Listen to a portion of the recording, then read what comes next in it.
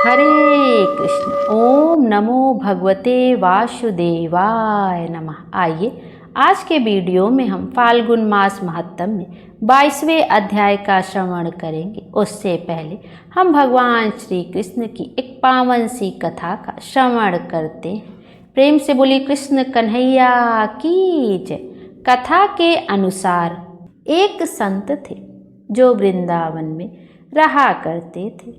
श्रीमद् भगवत में बड़ी निष्ठा थी उनका प्रतिदिन का नियम था। वे रोज एक अध्याय का पाठ किया करते थे और राधा रानी जी को अर्पण करते थे। ऐसा करते करते उन्हें 5 वर्ष बीत गए, पर उनका एक दिन भी ऐसा नहीं गया जब राधा रानी जी को भागवत का अध्याय ना सुनाया हो। एक रोज वे जब पाठ करने बैठे तो उन्हें अक्षर दिखाई ही नहीं दे रहे थे और थोड़ी देर बाद तो वे बिल्कुल भी नहीं पढ़ सके। अब तो वे रोने लगे और कहने लगे, हे प्रभु, मैं इतने दिनों से पाठ कर रहा हूँ, फिर आपने आज ऐसा क्यों किया? अब मैं कैसे राधा रानी जी को पाठ सुना पाऊँगा? रोते रोते उन्हें सारा दिन बीत गया। कुछ खाया पिया भी नहीं, क्योंकि पाठ करने का नियम था और जब तक नियम पूरा नहीं करते वह खाते पीते भी नहीं थे। आज नियम नहीं हुआ तो खाया पिया भी नहीं। तभी एक छोटा सा बालक आया और बोला, बाबा, आप क्यों रो रहे हो? क्या आपकी आंखें नहीं हैं इसलिए रो रहे हो? बाबा बोले, नहीं लाला, आँखों के लिए क्या रोना, मेरा नियम पूरा नहीं हुआ इसलिए रो रहा हूँ। बालक बोला, बाबा, मैं आपकी आँखें ठीक कर सकता हूँ, आप यह पट्टी अपनी आँखों पर बांध लीजिए। बाबा ने सोचा, लगता है वृंदावन के किसी वैद्य का लाला है, कोई इलाज जानता होगा। बाबा ने आँखों पर पट्टी बांध ली और सो गए। जब सुबह उठे और पट्टी हटाई तो सब कुछ साफ साफ दिखाई दे रहा था। बाबा बड़े प्रसन्न हुए और सोचने लगे, देखो तो उस बालक ने पट्टी में क्या औषधि रखी थी। जैसे ही बाबा ने पट्टी को खोला तो पट्टी में राधा जी का नाम लिखा था। इतना देखते ही बाबा फूट फूट कर रोने लगे और कहने लगे, वाह किशोरी जी, आपके नाम की कैसी अनंत महिमा है। मुझ पर इतनी कृपा की और श्रीमद् भागवत से इतना प्रेम करती हो कि रोज मुझसे श्लोक सुनने में राधा जी को आपको भी आनंद आता है। लाल लड़ाती राधा के मांगू गोद पसार दीजिए, मोहे चरण रज और वृंदावन को आस। यह थी भगवान श्री कृष्ण जी की एक पावन सी कथा। प्रेम से बोलिए राधा रानी की जय, कृष्ण कन्हैया की जय। ये अब श्री कृष्ण जी की एक और रोचक कहानी का श्रवण करते हैं। यह भगवान श्री कृष्ण और एक कुम्हार की रोचक सी कहानी है, जिसे भगवान श्री कृष्ण की कृपा हम सब पर बनी रहे। यह कथा सुनने से यही विनती हम भगवान श्री कृष्ण से करते हैं। प्रेम से बोलिए कृष्ण कन्हैया की जय। आइए अब मोक्ष प्रदान करने वाली भगवान श्री कृष्ण की यह प्यारी सी कथा का श्रवण करते हैं। एक बार की बात है कि यशोदा मैया प्रभु श्री कृष्ण की शैतानियों से तंग आ गई थी और छड़ी लेकर श्री कृष्ण जी की ओर दौड़ी। जब प्रभु ने अपनी मैया को क्रोध में देखा तो वह अपना बचाव करने के लिए इधर उधर भागने लगे। भागते भागते श्री कृष्ण जी महाराज एक कुम्हार के पास पहुँचे। कुम्हार तो अपने मिट्टी के घड़े बनाने में व्यस्त था, लेकिन जैसे ही कुम्हार ने श्री कृष्ण को देखा तो वह बहुत प्रसन्न हुआ। कुम्हार जानता था कि श्री कृष्ण जी साक्षात परमेश्वर है। तब प्रभु ने कुम्हार से कहा, कुम्हार जी, आज मेरी मैया पर बहुत क्रोध है मुझ पर। मैया छड़ी लेकर मेरे पीछे आ रही हैं। भैया जी, मुझे कहीं छुपा लो। तब कुम्हार ने श्री कृष्ण जी को एक बड़े से मटके के नीचे छिपा दिया। कुछ ही क्षणों में यशोदा मैया भी वहां आ गई और कुम्हार से पूछने लगी, क्यों रे कुम्हार, तूने मेरे कान्हा को कहीं देखा है क्या? कुम्हार ने कह दिया, नहीं, मैंने आपके कन्हैया को नहीं देखा मैया। कृष्ण जी महाराज यह सभी बातें बड़े घड़े के नीचे छुपकर सुन रहे थे, तो मैया तो वहां से चली गई। अब प्रभु श्री कृष्ण जी कुम्हार से कहने लगे, कुम्हार जी, यदि मैया चली गई हो तो मुझे इस घड़े से बाहर निकालो। कुम्हार बोला, ऐसे नहीं प्रभु, पहले मुझे 84 लाख योनियों के बंधन से मुक्त करने का वचन दीजिए। भगवान मुस्कुराए और कहने लगे, ठीक है, मैं तुम्हें 84 लाख योनियों से मुक्त करने का वचन देता हूँ। अब तो मुझे बाहर निकाल दो। फिर कुम्हार कहने लगा, मुझे अकेले नहीं प्रभु, मेरे परिवार के सभी लोगों को इन 84 लाख योनियों के बंधन से मुक्त करने का वचन आप देंगे, तब मैं आपको इस घड़े से बाहर निकालूंगा। तब भगवान श्री कृष्ण जी कहने लगे, चलो ठीक है, उनको भी 84 लाख योनियों के बंधन से मैं मुक्त होने का वचन देता हूँ। अब तो मुझे घड़े से बाहर निकाल दो। तब कुम्हार कहने लगा, बस प्रभु जी, एक विनती और है, उसे भी पूरा करने का वचन दे दे तो मैं आपको इस घड़े से बाहर निकाल दूंगा। भगवान बोले, वह भी बता दो, क्या कहना चाहते हो? कुम्हार कहने लगा कि प्रभु जी, जिस घड़े के नीचे आप छुपे हो उसकी मिट्टी मेरे बैलों के ऊपर लाद कर लाई गई है। मेरे इन बैलों को भी 84 लाख योनियों के बंधन से मुक्त करने का वचन दीजिए। भगवान श्री कृष्ण जी ने कुम्हार के प्रेम पर प्रसन्न होकर उन बैलों को भी 84 लाख योनियों के बंधन से मुक्त होने का वचन दिया। प्रभु बोले, अब तो तुम्हारी सब इच्छा पूरी हो गई, अब तो मुझे घड़े से बाहर निकाल दो। तब कुम्हार कहता है, अभी नहीं भगवान, बस एक अंतिम इच्छा है, उसे भी पूरा कर दीजिए। और वह यह है, जो भी प्राणी हम दोनों के बीच के इस संवाद को सुनेगा, उसे भी आप 84 लाख योनियों के बंधन से मुक्त करोगे। बस यह वचन दे दो तो मैं आपको इस घड़े से बाहर निकाल दूंगा।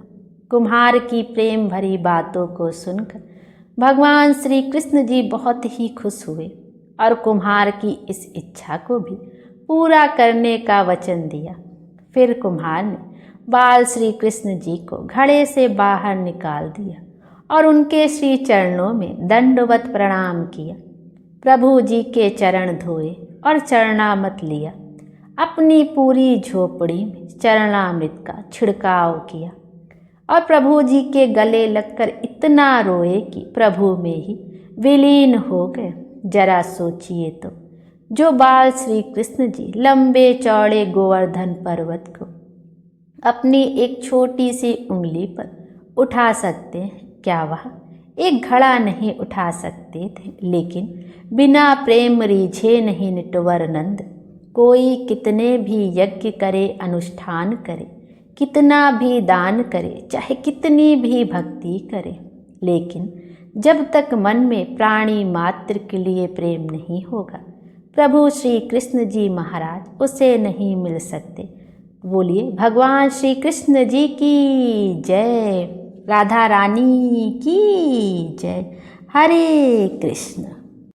आइए अब फाल्गुन मास महात्म्य में 22वें अध्याय का श्रवण करते हैं, जिसमें हम श्री शिव महापुराण के शिव के वृषेश्वर अवतार वर्णन के प्रसंगों और समुद्र मंथन की कथा का श्रवण करेंगे। नंदीश्वर बोले, हे ब्रह्मासुत, हे प्राज्ञ, हे मुनीश्वर, अब आप भगवान विष्णु के अहंकार को नष्ट करने वाले तथा श्रेष्ठ लीला से परिपूर्ण शिव जी के वृषेश्वर नामक उत्तम अवतार को सुने। पूर्व समय में जरा एवं मृत्यु से भयभीत हुए देवताओं एवं असुरों ने आपस में संधि कर समुद्र से रत्न ग्रहण करने का विचार किया। हे मुनिनंदन, तदंतर सभी देवता और असुर समुद्रों में श्रेष्ठ क्षीर सागर को मथने के लिए उद्यत हुए। हे ब्राह्मण, मधुर मुस्कान वाले सभी देवता तथा असुर अपनी कार्य सिद्धि के लिए विचार करने लगे कि किस उपाय से उस क्षीर सागर का मंथन किया जाए। तब मेघ के समान गंभीर ध्वनि से युक्त आकाशवाणी शिव जी को आज्ञा से देवताओं तथा असुरों को आश्वस्त करती हुई कहने लगी। आकाशवाणी बोली, हे देवगणों, हे असुरों, आप लोग क्षीर सागर का मंथन कीजिए। इस कार्य के लिए आप लोगों को बल और बुद्धि की प्राप्ति होगी, इसमें संदेह नहीं है। आप लोग मंद्राचल पर्वत को मथानी एवं वासुकी नाग को रस्सी बनाइए और सभी लोग आपस में मिलकर आदर पूर्वक मंथन कीजिए। नंदीश्वर बोले, हे मुनि सत्तम, तब इस प्रकार की आकाशवाणी सुनकर सभी देवता तथा असुर ऐसा करने के लिए प्रयत्न करने लगे। वे सब आपस में मिलकर सोने के समान कांति वाले ऋजुकाय तथा नाना प्रकार की शोभा से संपन्न पर्वत श्रेष्ठ मंद्राचल के समीप गए। उस गिरीश्वर को प्रसन्न करके तथा उसकी आज्ञा प्राप्त कर उसे क्षीर सागर में ले जाने की इच्छा वाले देवताओं तथा असुरों ने बलपूर्वक उसे उखाड़ लिया। हे मुने, अपनी भुजाओं से मंद्राचल को उखाड़कर वे सब क्षीर सागर के पास जाने लगे, किंतु क्षीण बल वाले वे उसे ले जाने में असमर्थ हो गए।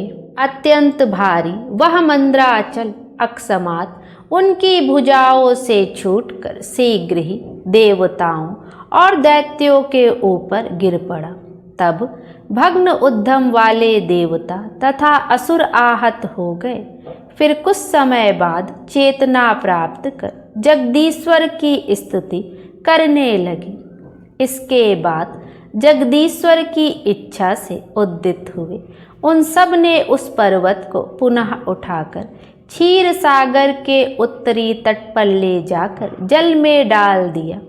तदंतर रत्न प्राप्त करने की इच्छा वाले देवता तथा असुर वासुकी नाग की रस्सी बनाकर क्षीर सागर का मंथन करने लगे। क्षीर सागर का मंथन किए जाने पर स्वर्गलोक की महेश्वरी भृगुपुत्री हरिप्रिया महालक्ष्मी समुद्र से प्रकट हुई। उसके बाद धन्वंतरी, चंद्रमा, पारिजात, कल्प वृक्ष, उच्च श्रेवा घोड़ा, ऐरावत हाथी, सुरा, विष्णु का धनुष, कामधेनु, गोविंद, कौस्तुभ मणि तथा अमृत उत्पन्न हुए। पुनः मथे जाने पर प्रलयकालीन अग्नि के समान कांति वाला और देवताओं तथा असुरों को भय उत्पन्न करने वाला कालकूट नामक महाविष उत्पन्न हुआ। अमृत उत्पन्न होने के समय उसकी जो बूंदें बाहर छलक पड़ी, उनसे अद्भुत दर्शन वाली बहुत सी स्त्रियां प्रकट हुई। वे शरदकालीन पूर्ण चंद्रमा के समान मुख वाली, बिजली, सूर्य तथा अग्नि के समान प्रभा वाली और हार, बाजूबंद, कटक तथा दिव्य रत्नों से अलंकृत थी। वे अपने सौंदर्य रूपी अमृत जल से दसों दिशाओं को सोच रही थी और अपने भूविलास के कारण विस्तीर्ण नेत्रों वाली वे संसार को उन्मत्त कर रही थी। इस प्रकार उन अमृत की बूंदों से स्वेच्छा करोड़ों स्त्रियां निकली। तदंतर जरा और मृत्यु को दूर करने वाला अमृत उत्पन्न हुआ। लक्ष्मी, शंख, कौस्तुभमणि एवं खड्ग को श्री विष्णु ने ग्रहण किया।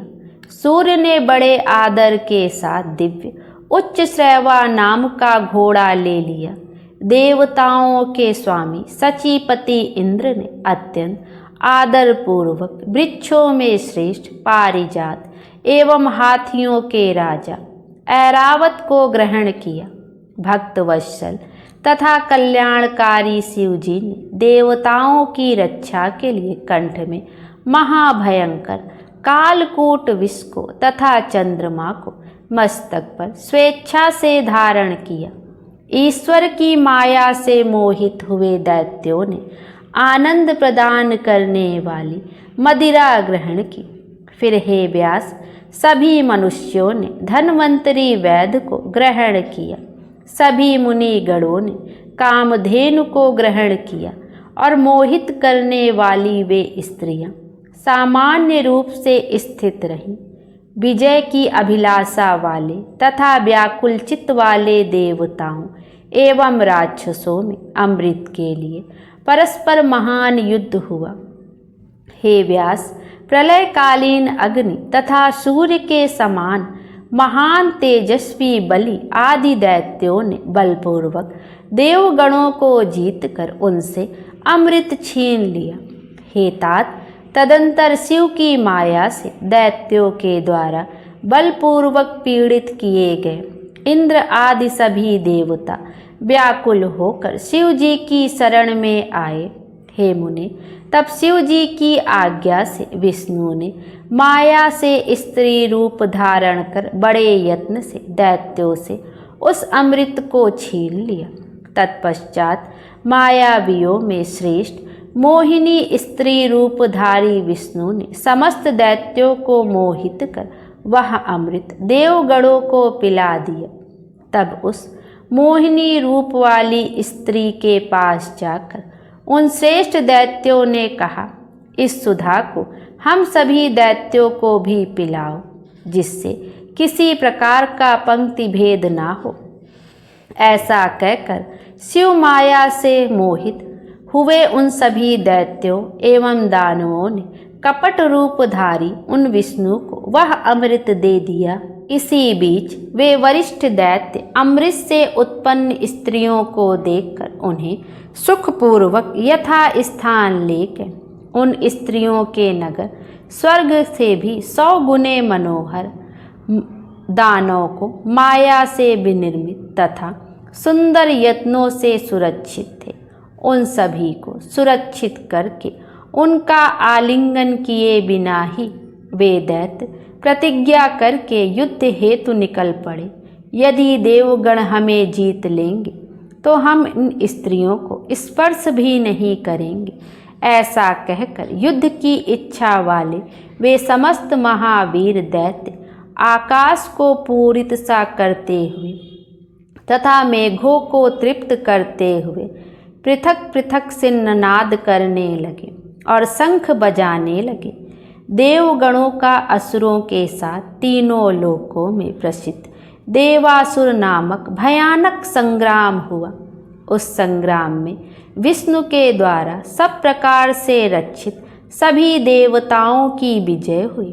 बहुत से दैत्य देवताओं और विष्णु के द्वारा मार डाले गए और शेष दैत्य भाग गए। कुछ दैत्यों को देवताओं तथा महात्मा विष्णु ने मोहित कर दिया। जो मरने से बचे वे पाताल एवं पृथ्वी के वियवरों में प्रवेश कर गए। महाबली विष्णु ने हाथ में चक्र लेकर अति उत्तम पाताल में जाकर भयभीत होकर स्थित हुए उन दैत्यों का पीछा किया। इसी बीच विष्णु ने वहां पर अमृत से उत्पन्न हुई पूर्ण चंद्र के समान मुख वाली तथा दिव्य सौंदर्य से गर्वित स्त्रियों को देखा और वे मोहित होकर वहीं पर उन श्रेष्ठ स्त्रियों के साथ विहार करने लगे तथा उन्होंने वहां शांति प्राप्त की। विष्णु ने उन स्त्रियों से श्रेष्ठ पराक्रम वाले तथा युद्ध करने में निपुण अनेक पुत्र उत्पन्न किए, जिनके बल से सारी पृथ्वी कांप उठती थी। तत्पश्चात महाबलवान एवं पराक्रमी वे विष्णु पुत्र संपूर्ण पृथ्वी को कंपित स्वर्गलोक तथा भूलोक में दुखद महान उपद्रव करने लगे। करते हुए सारे संसार में उनका इस प्रकार का उपद्रव देखकर मुनियों एवं देवताओं ने ब्रह्मा को प्रणाम कर उनसे निवेदन किया।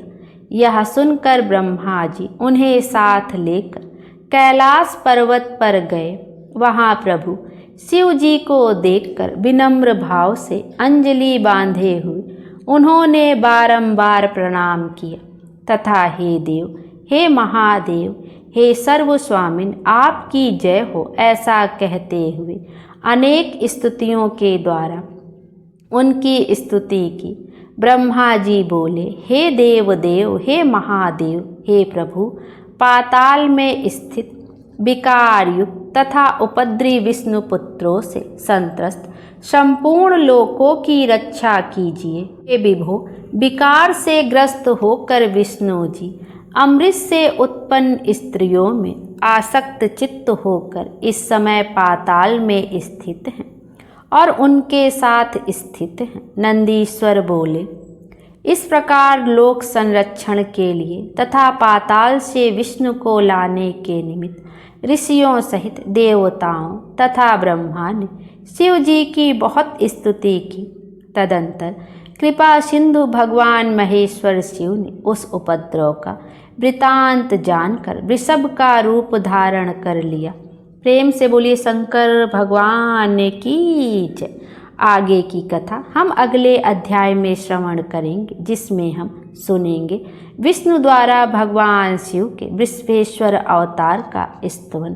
प्रेम से बोलिए शंकर भगवान की जय। शंकर भगवान हम सबकी मनोकामना पूर्ण करें और हमारे जीवन को खुशियों से भर दे। Thank you. हर हर महादेव।